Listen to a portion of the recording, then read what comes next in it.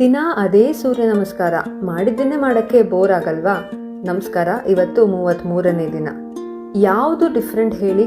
ಅದೇ ಉಸಿರಾಟ, ಅದೇ ಊಟ ತಿಂಡಿ, ಅದೇ ಮನೆ, ಅದೇ ಕೆಲಸ. ಆದರೆ ಯಾವುದೇ ವಿಷಯದಲ್ಲಾಗಲಿ ಇಂಟ್ರೆಸ್ಟನ್ನು ನಾವು ಹಾಗೆ ಉಳಿಸ್ಕೋಬೇಕಂದ್ರೆ ಚಿಕ್ಕ ಚಿಕ್ಕ ಬದಲಾವಣೆಯನ್ನು ಅಬ್ಸರ್ವ್ ಮಾಡ್ತಾ ಹೋಗಬೇಕು.